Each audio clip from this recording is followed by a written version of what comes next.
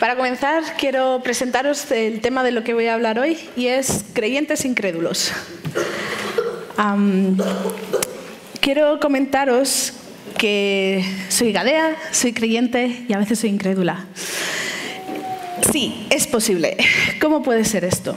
Recientemente he estado pasando por un proceso de forjado, por así decirlo, en el que hubo un momento puntual que descubrí cierta reacción y forma de pensar que realmente manifestaba cierta incredulidad. Esto es una versión, lo que viví yo es una versión adaptada de La risa de Sara. Y aunque parezca un título de película, de la última película española que podemos ver en cartelera, no lo es. Y me estoy refiriendo al pasaje bíblico de Génesis 18, 9 y 15. Así que os invito a abrir vuestras Biblias conmigo y vamos a leer juntos esto.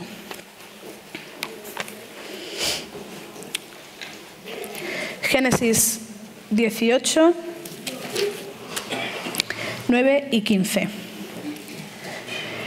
Sabéis que Dios primero le da a Abraham la promesa de que de su descendencia sería como las estrellas del cielo y que de Sara nacería un hijo. Entonces, en el versículo 9 empieza diciendo: y le dijeron, ¿dónde está Sara tu mujer? Y él respondió, aquí en la tienda. Entonces dijo, de cierto volveré a ti, y según el tiempo de la vida, he aquí que Sara tu mujer tendrá un hijo. Y Sara escuchaba a la puerta de la tienda que estaba detrás de él. Y Abraham y Sara eran viejos de edad avanzada, y a Sara le había cesado ya la costumbre de las mujeres. Se rió pues Sara entre sí diciendo, después que he envejecido tendré deleite, siendo también mi señor ya viejo. Entonces Jehová dijo a Abraham, ¿por qué se ha reído Sara diciendo, ¿será cierto que he de dar a luz siendo ya vieja? ¿Hay para Dios alguna cosa difícil? Al tiempo señalado volveré a ti, y según el tiempo de la vida Sara tendrá un hijo. Entonces Sara negó, diciendo, no me reí, porque tuvo miedo. Y él dijo, no es así, sino que te has reído. Y como decía, aunque parece un título de una película, este pasaje lo he tomado como Sara se rió. Y os cuento esto porque hace unas semanas estaba con un grupo pequeño teniendo un tiempo de oración, de ministrar. Y para los que quizá no estéis muy familiarizados con el vocabulario de iglesia, de qué es ministrar, tomamos este tiempo o esta acción como un momento de orar unos por otros y de pedir al Espíritu Santo más para esa persona, etc. Entonces, básicamente estábamos en este tiempo y había personas que estaban orando por mí. Y hubo un momento en concreto en el que una de esas personas dijo algo, habló una promesa para mi vida, y en vez de decir, amén, lo recibo, me vino un pensamiento que fue como, me recordó a esa risa de Sara, decir, sí, claro. Y dije, cuidado, Gadea, ¿qué está pasando? Y eso me preocupó, porque dije, ¿qué hay en mi corazón? ¿Qué está habiendo en mi mente? Para que en vez de recibir esta palabra y decir, amén, lo creo, lo rechacé. Y entonces yo me preguntaba, ¿y por qué? ¿Y por qué? ¿Por qué dudó Sara? ¿Por qué dudé yo? ¿Por qué dudas tú? A veces creo que creemos en Dios, pero no creemos a Dios. Creemos en Dios y dudamos de sus promesas. Creemos en Dios y dudamos que puede hacer lo que ha dicho que va a hacer. Entonces, creo, o yo me defino, que muchas veces vivimos más, o vivo yo, siendo una creyente incrédula. Y esto es el toque de atención que el Señor ha hablado a mi vida y que no lo tengo todo resuelto ni aprendido, pero que os lo traigo para que también sea un toque de atención si te sientes identificado con esta etapa. Entonces, si puedes pasar, Vale, la estructura de mi presentación, como veis, es una pequeña introducción que ya he hecho. Y voy a hablar de las causas y de las consecuencias de por qué dudamos. Y acabaré diciendo entonces, ¿cómo creo? ¿Cómo se hace esto? ¿No? Así que pasemos a la siguiente. En las causas, a veces pienso que podemos a la hora de intentar responder a esta pregunta de por qué dudo, parece que nos podemos complicar mucho. Pero sinceramente la respuesta la considero bastante sencilla. Y es que los versículos 11 y 12 de este mismo pasaje que hemos leído, dice, y Abraham y Sara eran viejos de edad avanzada, y a Sara le había cesado ya la costumbre de las mujeres. Se rió pues entre sí diciendo, después que ha envejecido, ¿tendré deleite siendo también mi señor ya viejo? ¿Por qué dudaba? Porque mirando a su alrededor, en las cosas naturales, físicas, lo que podía ver sus ojos es, esto es imposible. Duda porque no lo cree posible. Obviamente, si lo creemos posible es más fácil decir, claro que se puede salir adelante, se puede, pero dudamos porque no lo creemos posible. Y luego, por cierto, también es un dato curioso que a veces tomamos esto como que Sara fue la única que se rió. Pero en Génesis 17, un capítulo antes, habla que también Abraham se rió. Y vamos a leerlo porque yo la verdad que no me acordaba, no era consciente de esto y dije, anda, si Abraham también se rió. En el capítulo 17, bueno, voy a tomar desde el 16. Y dice, y la bendeciré, está hablando de Sara, y también te daré de ella hijo, sí, la bendeciré, y vendrá a ser madre de naciones. Reyes de pueblos vendrán de ella. Entonces Abraham se postró sobre su rostro y se rió, y dijo en su corazón, ¿a hombre de 100 años ha de nacer hijo? ¿Y Sara ya de 90 años ha de concebir? Y dijo Abraham a Dios, ojalá Ismael viva delante de ti. Respondió Dios, ciertamente Sara, tu mujer, te dará a luz un hijo, y llamarás su nombre Isaac, y confirmaré mi pacto con él como pacto perpetuo para sus descendientes después de él. Esta misma promesa, Abraham también tuvo dudas, ¿no? Entonces, una de las causas, la primera de las causas que identifico leyendo estos pasajes, es que dudamos porque no creemos. Y luego en el versículo 13 y 14 del capítulo 18 dice, entonces Jehová dijo a Abraham, ¿por qué se ha reído Sara diciendo, ¿será cierto que he de dar a luz siendo ya vieja? ¿Hay para Dios alguna cosa difícil? Al tiempo señalado volveré a ti y según el tiempo de la vida, Sara tendrá un hijo. Dios mismo le está planteando decir, pero ¿no te das cuenta? ¿Acaso hay algo difícil para Dios? ¿Acaso hay algo difícil para mí? Y esto me lleva a decir, es que no creo porque no lo conozco. No creo en Dios porque no le termino de conocer. Porque dudo de que a lo mejor eso sí que va a ser difícil para Dios. A lo mejor eso sí que va a ser imposible para Dios. ¿Me seguís aquí? Entonces, poco me acuerdo de mis clases en el Instituto de Filosofía, pero una de las partes era lo de la lógica, ¿no? De P, entonces Q. Es decir, lo he puesto aquí, ¿no? Si dudas porque no crees, y no crees porque no conoces. Entonces, ¿a qué concluimos? Que dudas porque no conoces. ¿Se entiende? Para mí esto es importante. Porque me vuelve a plantear, y Dios me vuelve a hablar en mi corazón, de que no le termino de conocer, de que sigo dudando porque no le conozco. Y una de las... voy a pasar con esto, tenedlo en mente porque luego volveré a ello, ¿no? Pero, ¿qué es lo que pasa? ¿Qué consecuencias tenemos cuando dudo porque no creo porque no conozco y entonces dudo porque no conozco? Una de las consecuencias que he sacado de este pasaje analizándolo es que, primero, que Dios sabe que se rió. Dios sabe que me reí en ese momento. Dios sabe que dudé en ese momento. Dios sabe que dudas en ese momento. Lo segundo es que te impacientas y tomas malas decisiones. Si conocéis la historia de Abraham y de Sara, cuando ellos reciben la promesa, se impacientan y Sara mismo le ofrece a Abraham que tome a Agar, su criada. Y tomó una mala decisión. No esperó esa promesa porque dudó y dijo, bueno, pues será que no viene a través de mí.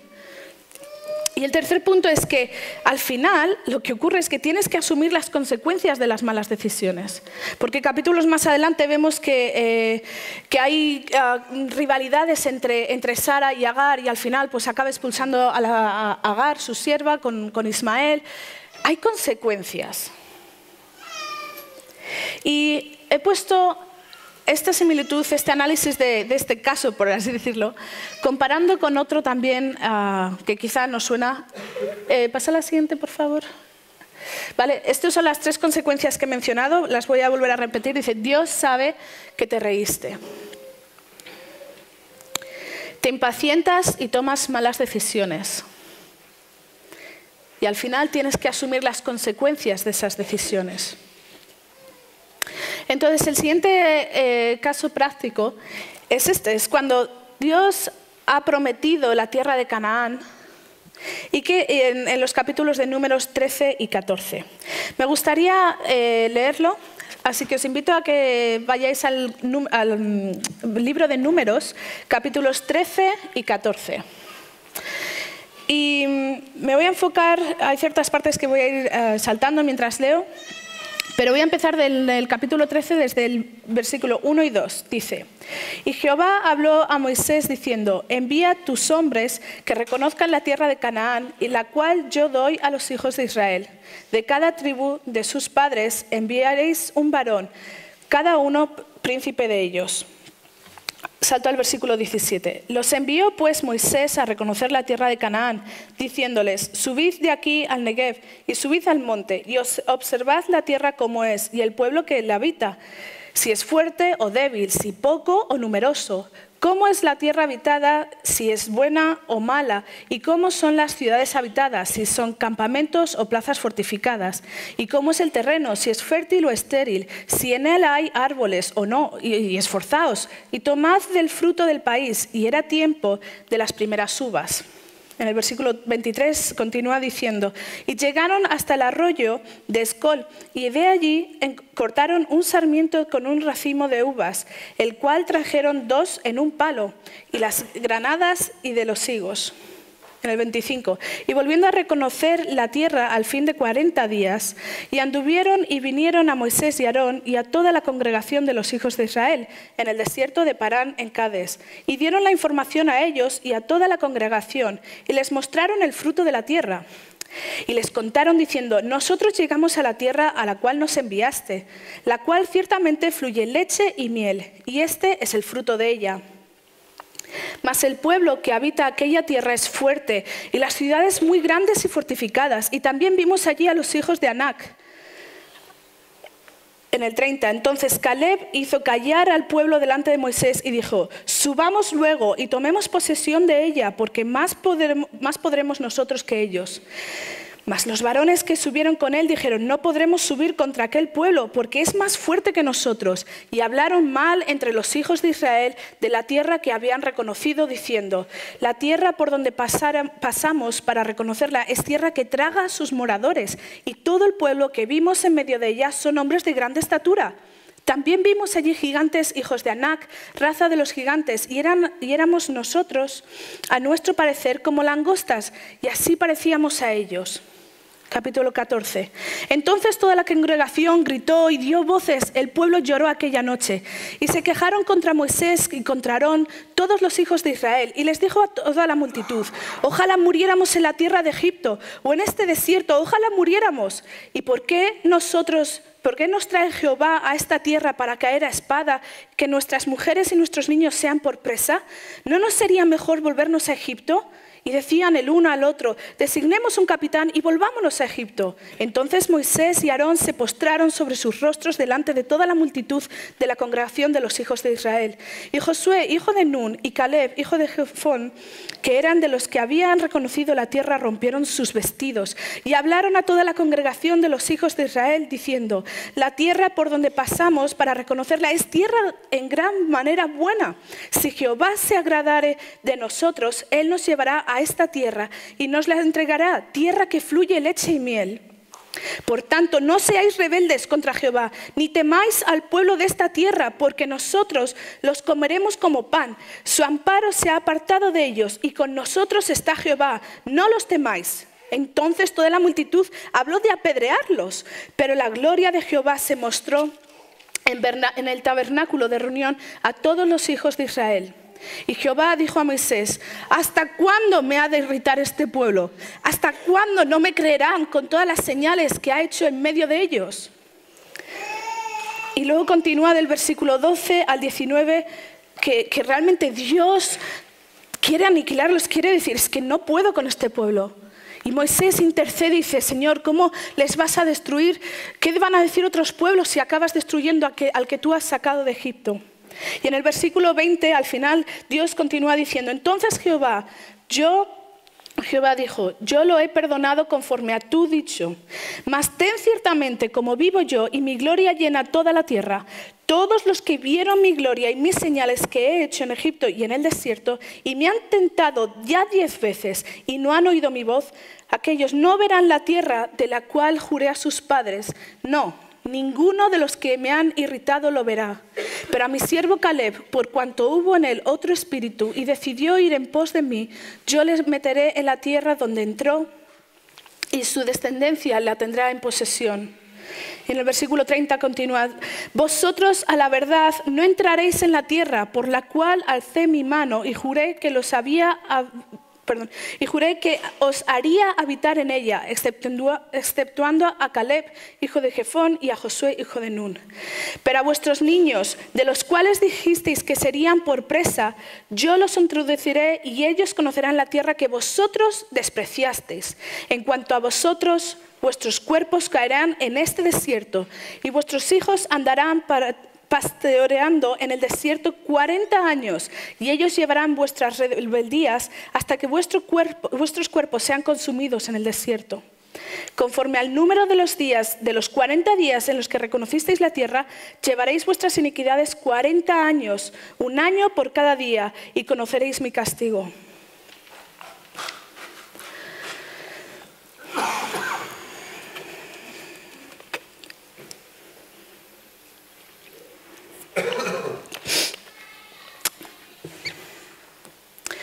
En este pasaje que hemos leído, vemos como la promesa de Dios era firme de dar a su pueblo, a los hijos de Israel, aquella tierra. Y de hecho la conocemos, ¿no?, como la tierra prometida. ¿Por qué? Porque Dios había prometido eso al pueblo de Israel. Sin embargo, dudaron. Después de haber investigado, haber conocido la tierra, haber visto los frutos, incluso haber traído pruebas, decir: hey, la tierra es buena. Tuvieron temor y dudaron de la promesa de Dios porque tuvieron miedo a aquellos pueblos que estaban habitando esa tierra. Y Dios sabe que dudó. Esa era la primera conclusión, y en este pasaje lo miro como esto. Dios sabe que dudaron, y de hecho manifiesta y dice: ¿hasta cuándo me ha de irritar este pueblo? ¿Hasta cuándo no me creerán con todas las señales que he hecho en medio de ellos? En la conclusión de te impacientas y tomas malas decisiones, ellos se quejaron, contaminaban a otros del pueblo de Israel con esa misma incredulidad. Deseaban incluso volver a Egipto, lo estaban planeando, incluso deseaban morir antes que volver a ir a conquistar esa tierra. Y toman malas decisiones porque hasta desean apedrear a Josué y a Caleb. Y por la intervención de Dios no lo llevan a cabo. En el punto de asumir las consecuencias podemos ver y aprender que por su incredulidad no entraron a la tierra prometida. Toda esa generación de rebeldes o de aquellos que dudaron de la promesa de Dios no entró a la tierra prometida. Y otros fueron los que heredaron esa promesa, sus hijos, las siguientes generaciones. Y quizá habéis oído en otros momentos, ¿no?, pero el tramo que tenían que hacer literalmente llevaba 11 días. Pero por su incredulidad les tomó 40 años. 1 año por cada día que habían estado investigando y reconociendo la tierra. Y ese fue el castigo, la consecuencia. Estuvieron en el desierto 40 años hasta que realmente entraron a la tierra prometida. Entonces hubo incluso un desplazamiento en el tiempo, en el cumplimiento de esa promesa. Entonces, ¿cómo creo? ¿Cómo lo hago? Si dudo, ¿por qué no creo? ¿No creo porque no conozco a Dios? ¿Cómo lo hago? En Mateo 16, 13 al 17, tenemos un pasaje que la verdad que esta semana me ha estado rondando mucho y lo compartía también el viernes en el grupo de jóvenes.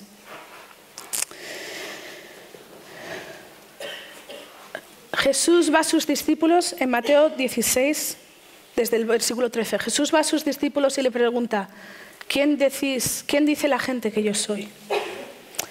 Así que voy a leer del 17 al 20. Viniendo Jesús a la región de Cesarea de Filipo, preguntó a sus discípulos diciendo, ¿quién dicen los hombres que es el Hijo del Hombre? Ellos dijeron, unos Juan el Bautista, otros Elías y otros Jeremías o alguno de los profetas. Y él les dijo, ¿y vosotros quién decís que soy yo? Respondiendo Simón Pedro dijo, tú eres el Cristo, el Hijo del Dios viviente. Entonces le respondió Jesús, bienaventurado eres, Simón Pedro, Simón hijo de Jonás, porque no te lo reveló carne ni sangre, sino mi Padre que está en los cielos. Y yo también te digo que tú eres Pedro, y sobre esta roca edificaré mi iglesia, y las puertas del Hades no prevalecerán contra ella. Y a ti te daré las llaves del reino de los cielos, y todo lo que atares en la tierra será atado en los cielos, y todo lo que desatares en la tierra será desatado en los cielos. Jesús les pregunta, ¿y vosotros quién decís que soy yo? Llevaban tiempo caminando con Jesús, eran sus discípulos. Y sin embargo les vuelve a replantear, ¿quién dices que soy yo? Entonces algunos conocían a Jesús de pasada, de oídas. Unos que es Juan el Bautista, otros que quizá otro profeta. Pero Pedro contestó con revelación, no por sí mismo, no una revelación que pudo elaborar él mismo, sino que dijo lo que le había revelado el Padre. Tú eres el Cristo, el Hijo del Dios viviente. Y Dios me hablaba y me está hablando en este tiempo. Gadea, ¿quién dices que soy yo? Gadea, ¿realmente me conoces? Y creo, me uno a lo que llevamos escuchando en este último tiempo. Quiero mencionar los pasajes que Angelines nos leyó el domingo pasado sobre tener esperanza en el Valle de los Huesos Secos. Me uno al testimonio que nos compartía John de cómo cuando uno conoce a Cristo, tu forma de orar cambia. Entonces, ¿cómo lo creo? ¿Cómo lo hago? Solo es por revelación del Padre, única y exclusivamente. No lo puedo fabricar, solamente reconocer mi necesidad de Dios y decir, Señor, necesito una revelación tuya. Necesito conocerte, Jesús.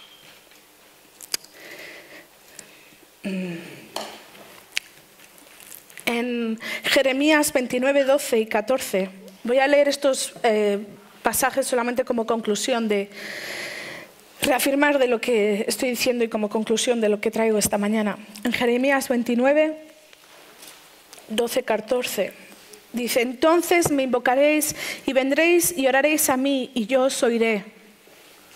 Cree esto, que invocaremos a Dios y nos oirá. Y me buscaréis y me hallaréis porque me buscáis con todo vuestro corazón. Creo firmemente que Dios quiere poner convencimiento en mi corazón, quiere poner convencimiento en tu corazón para que le busques con todo el anhelo, con todo tu corazón. Y dice, y seré hallado por vosotros, dice Jehová, y haré volver vuestra cautividad, y os reuniré de todas las naciones y de todos los lugares a donde os arrojé, dice Jehová, y os haré volver al lugar donde os hice llevar. He mencionado también los pasajes del Valle de los Huesos Secos, de Ezequiel 29, del 1 al 14, y de Mateo 16, del 13 al 19. Yo recibo esto como palabra que Dios está hablando en mi corazón. Y os lo comparto, familia, porque percibo que Dios nos está hablando en esta misma dirección en este último tiempo. Y simplemente quiero acabar con la siguiente pregunta, que realmente esta mañana, el final lo tenía otra cosa preparada, pero Dios me habló. Pregunta, ¿y tú quién crees que soy yo? Quiero guardarnos con este último pensamiento y que recibas que Jesús te está preguntando en esta mañana, ¿y tú quién crees que soy yo? No demos respuestas de las que ya no sabemos, sino busca y anhela tener una revelación única. Entonces, me gustaría que vamos a tomar un tiempo y la verdad que cuando pensaba en esto de pues un poco de música, no se trata de emociones, no se trata de música, no se trata de crear el ambiente, sino de que venga el Espíritu de Dios y nos hable en estos mismos momentos. Jesús no preparó el ambiente con sus discípulos, pero sus palabras tenían tanto poder y autoridad que no era necesario para rompernos y llegar a lo más profundo de nuestro corazón, diciendo, ¿quién crees que soy yo? Así que vamos a hacer lo siguiente. Vamos a tomar un tiempo en el que si sientes la necesidad de conocer a Cristo, si te consideras un creyente incrédulo, identificas esas áreas en tu vida, te invito a que te pongas de pie. Y vamos a tomar un tiempo de pedirle, de buscar a Dios y decir, Señor, ¿quién eres tú? Revélate. Y me gustaría que entre todos Dios nos hable. Y si hay una frase, una palabra que venga a tu corazón, a tu mente, decir, Cristo, que te está hablando, decir, yo soy, decláralo y confiésalo. Vamos a hacer una declaración conjunta de quién es Él, de lo que Dios esté hablando en tu corazón y te revele. Así que cuando estéis preparados, lo pensáis, piensa, Dios te está preguntando, ¿y tú quién dices que soy? Cristo te está preguntando en esta mañana, ¿y tú quién dices que yo soy? Y conforme vaya revelándonos unos a otros esa palabra de confirmación, óralo en alto, decláralo en alto. Amén.